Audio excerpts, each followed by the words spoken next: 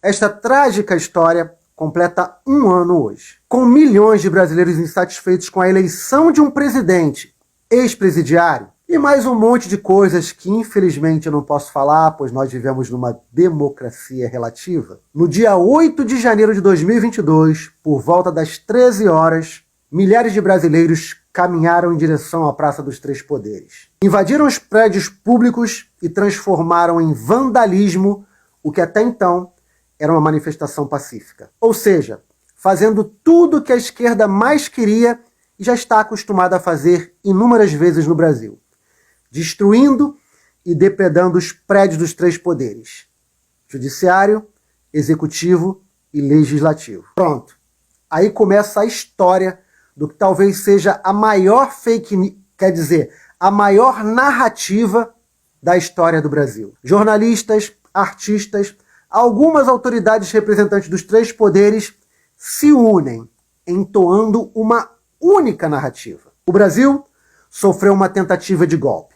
Pelo menos foi isso que começou a ser repetido daquele dia até hoje. Só que para que essa narrativa faça algum sentido, é necessário se fazer duas perguntas. Primeiro, o que é um golpe?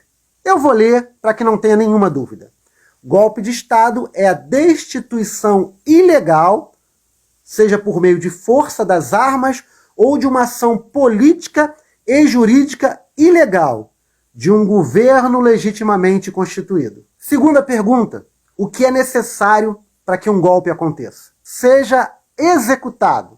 Segundo o doutor em Direito Ives Gandra, que tem um currículo infinitamente superior ao ministro do STF, Alexandre de Moraes. Historicamente, nunca houve um golpe sem armas. Segundo o próprio doutor em Direito Ives Gandra, o que houve no dia 8 de janeiro foi uma manifestação, ou seja, manifestantes que num dado momento se transformaram em vândalos, em baderneiros. Ives Gandra cita ainda que durante o governo do Michel Temer, o PT e o MST promoveram um ato de vandalismo bem parecido com esse do dia 8 de janeiro. Na época, nenhum jornal ou jornalista chamou os vândalos do PT e do MST de terroristas ou de golpistas, mesmo a razão da manifestação ser a mesma: insatisfação com o governo atual. Para quem acha que o vandalismo do PT e do MST foi pouca coisa, eles até incendiaram alguns prédios públicos. Um golpe sem armas, sem um líder, sem um plano, isso nunca aconteceu na história do mundo. Eu não sei se vocês lembram, mas quem é considerado o líder desse golpe, no caso o ex-presidente Jair Bolsonaro, nem no Brasil estava passeando em Orlando com o Mickey. O Brasil vive um momento no qual a imprensa brasileira perdeu totalmente a credibilidade.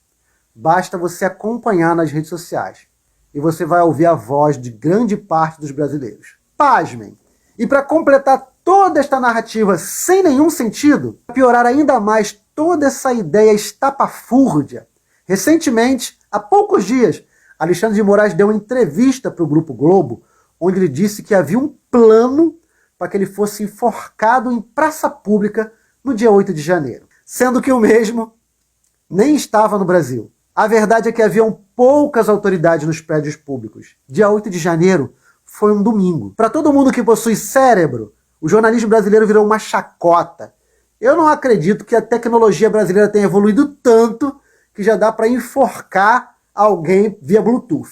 Se você fizer uma breve pesquisa no Google sobre golpes de Estado na história do mundo, você vai perceber que todos eles foram utilizados um grande poder bélico para que fosse possível essa tomada de poder. O mais incrível disso tudo é que, apesar de praticamente toda a imprensa brasileira e o jornalismo brasileiro repetir inúmeras vezes que no dia 8 de janeiro de 2022 houve uma tentativa de golpe, até o presente momento não foi apresentado nenhum documento que comprove esta narrativa que foi criada no dia 8 de janeiro de 2022. Patriota, se você concorda que estas falácias e delírios precisam ser desmentidas todos os dias, comente com a seguinte frase: precisamos libertar nossa nação.